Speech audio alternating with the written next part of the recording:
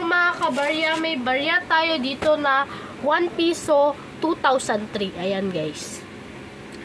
Ang meron ako ay ang normal letter. Ito ay non-magnetic. Ayan. Ito yung non-magnetic. Yan. Kunin natin tong ano bang pasensya nyo na tong tawag dito? Magnet. Ayan. Makikita nyo na hindi siya nagmamagnet. Yan. Kunin naman natin itong normal letter na frosted. Ito yung frosted. Kapag frosted ay ito ay magnetic. Ayan. Try natin. O, ayan, di ba? Yan.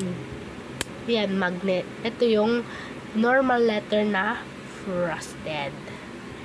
Ang composition nito ay copper, nickel, at ang bigat nito ay 6.5 grams. Ayan, hindi siya masyadong mabigat.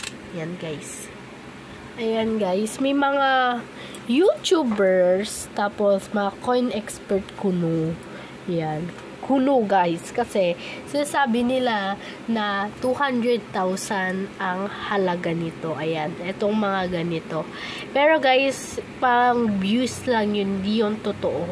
Dahil huwag kayong maniwala dun ha, dahil pag ganitong normal letter frosted at maganda yung condition kagaya nito na ayan o, kumikinang-kinang, ay nagkakahalaga ito ng 300. Yan guys, depende sa condition ng barya.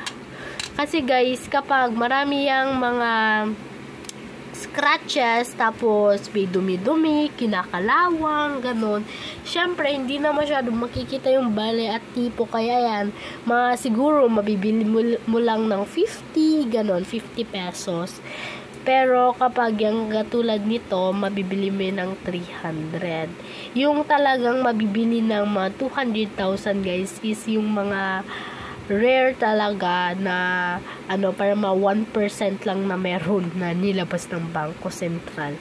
Ayan lang guys yung sasabihin ko, at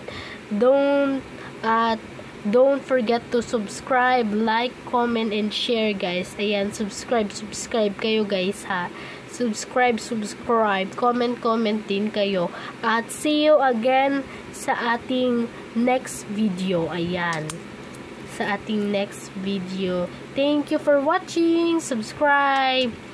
Like din kayo guys, tsaka share. Subscribe. Yan, subscribe kayo.